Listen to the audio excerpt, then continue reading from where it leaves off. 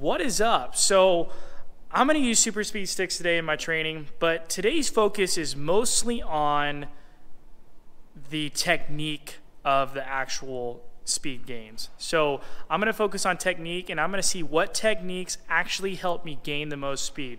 So obviously swinging the sticks is a workout. It's going to train my muscles to swing faster, but part of it is understanding what muscles and what technique helps me gain that speed. So I have a radar here. So this is the super speed stick radar that you can buy from superspeedgolf.com. I'll have a link in the description below. But I'm going to use this radar to see how fast I can get each stick. I'm going to get an average. I'll post that up on the screen as I'm doing it. And then I'm also going to practice actually trying to increase that speed, seeing what can help me get that extra few miles an hour, whether that be an arm speed, lower body, feeling more of a jumping motion, etc. I'm going to use this as a very nice tool, very helpful tool to see if I can get those gains that I'm looking for. Really make sure you get nice and loose. So just trying to get my body loose. Now that I'm nice and loose, I'm gonna start with getting 5 swings here, and I'm gonna track my average. I'll call out the numbers as they come out, and I'll tell you how fast I'm swinging. So this, I think, I'll double check this. I think it's 20% heavier than a standard driver. So let's see how fast I can swing this thing. Now this is all out. This is all out power. This is not hanging back. This is not so much about technique right now, like my straight ball technique. This is sure power. 116.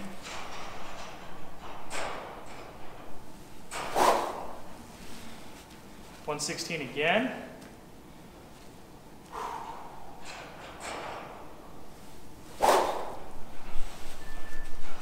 Not sure if it caught that one. I think if it did, it was 116 again.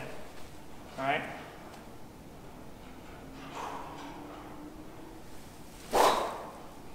$118, a little bit faster there.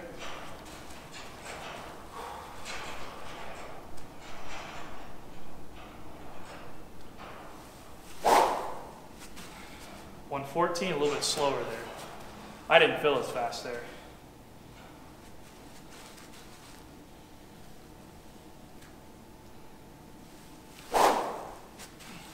$119, my fastest so far. All right, one more. Whew.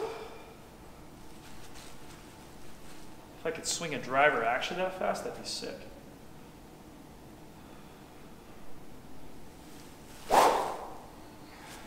$117. So you're probably wondering, you can see I'm winded here. It is kind of a workout. How can I swing this faster than I can swing a driver, even though it's heavier? Well, I think it has to do with also the aerodynamics of it. This is a smaller than my driver, and the uniformity of the weight has a lot to do with it too. Just like because it's not so big, and I don't know, just how this is designed, I can just swing it so much faster. Just like if you take an alignment rod and swing it, yeah, it's light, but I can swing that thing at almost 160 miles an hour if I remember right. Either that was 130, whatever. It's super fast. It is light, but because of the uniformity of the weight, it makes it easier to swing really fast. So probably I have some technique problems too with my driver swing. That's why I'm not swinging it as fast. So that's kind of the journey of the next 60 days, is increase that technique to increase that speed. Because like I said, I swung this heaviest one at 119 max. So, all right, let's start with the blue one. 124.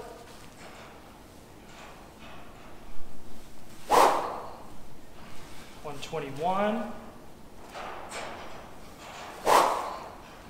129. I do notice a technique thing. So, a lot of things we talk about in generating speed is, so when I swing this thing, it's trying to leave my hands. It's trying to swing away. So as I'm swinging the club, it's wanting to go away from me. So the club is essentially trying to pull me that way. So if I take a rope with a heavy weight on the end of it and I start going around in a circle and spinning it, to keep it from pulling me forward, I'd have to sit back and lean back against it to stop me from pulling over. And the harder I pull away from it, the more it starts swinging faster. So golf's the same way. if on the downswing, as I come into impact, if I can push away from the energy the club's coming from, it'll create more speed and it'll actually whip harder. So think about cracking a whip. So if I'm cracking a whip, what generates all the speed is not when I'm going this way, but how hard I pull back. So the harder I pull back on that whip, the harder it cracks on the end. So the better I push away from the direction of the energy of the golf club, the more it's going to whip and create more speed. So that swing, I swung at 129, I pushed off the ground and it away from that energy better, and I created more speed. Got to 129. So let's see if I can improve on that.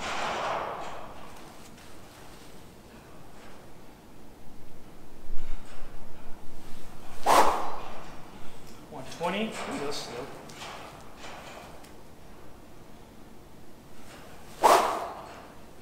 126. I don't know how many I've done. I think I've done 3, maybe 2 more, or 1 more, something around there.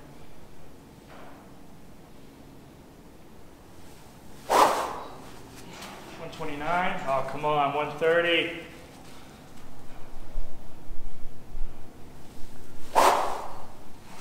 Oh, 125. All right. Now this is lighter than a standard driver. 15%, maybe? Maybe it's 10%. I don't know. All right, I'll have to look that up again. All right, here we go. 133.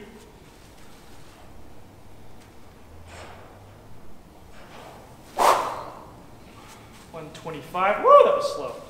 That didn't work.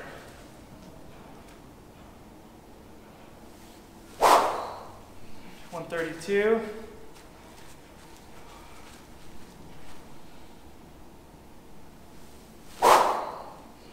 130. Get a little tired.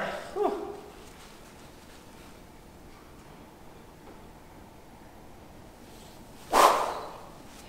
135. That's better.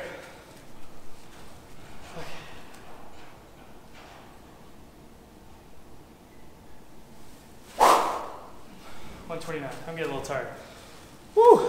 Now, you know, if I swing a driver on this, I do notice there's a little bit of a difference in speed between what TrackMan says I swung my driver and what this does.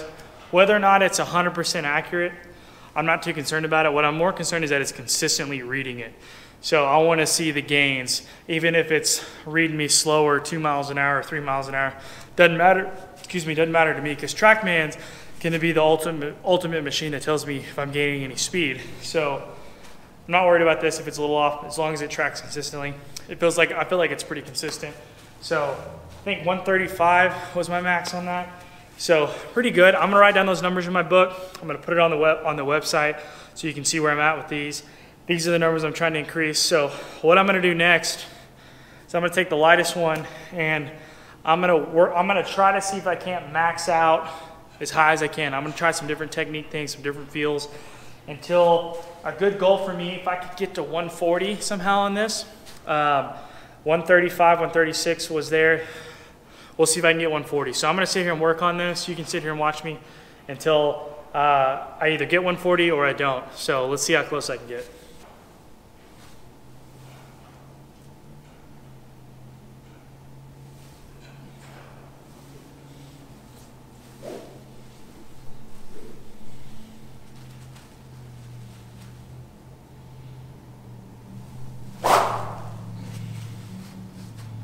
$130.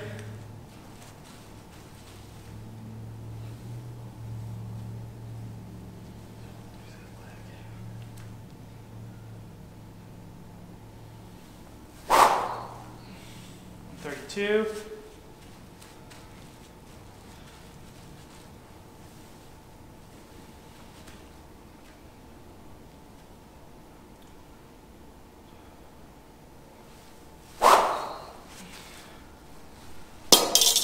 Got it. 140. Woo! All right. So, what I did there, if you saw me rehearse it a little bit, is really work on more of a weight transfer. I tend to really hang back, and I think I don't get to use the ground as well when I spin and hang back. So, I tend to get here, and I spin from off my back leg. Well, Now I'm not using the ground with my lead leg. I'm not able to jump off the ground and actually compress into the ground. So what I did there is I actually feel like there was a weight transfer. That's a flaw in my swing. So what I did is as I made a big turn to this swing, I felt myself lean, squat into this thigh, and then I drove up and I released it as hard as I could. And so because of that, I increased it up to 140.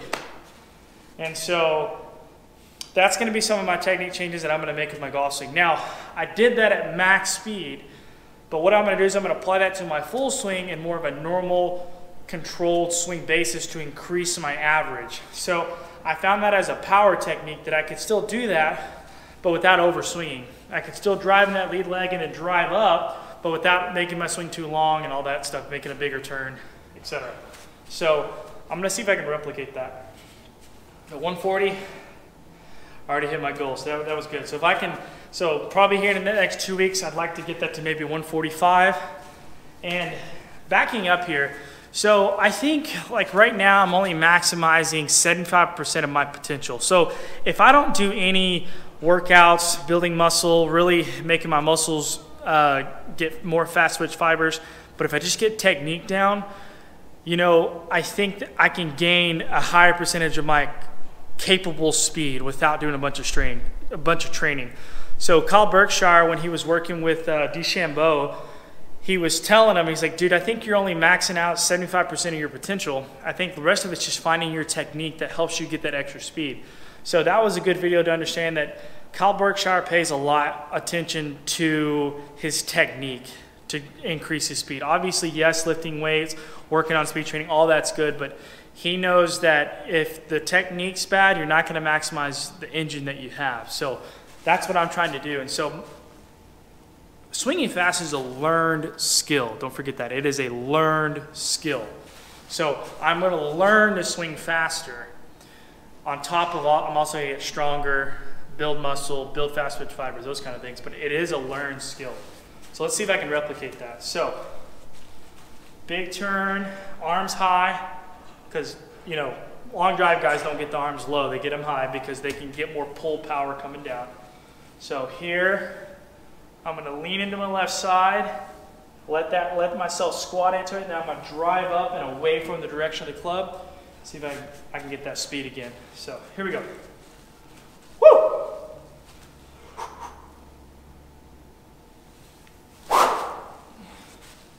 140 again. So 2 times in a row, that means something. Okay?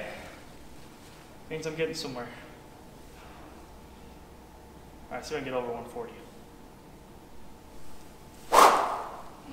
134, that was slow. I didn't feel in sync.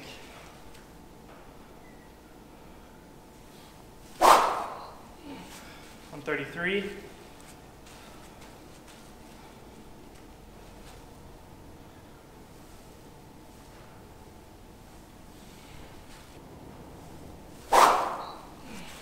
134.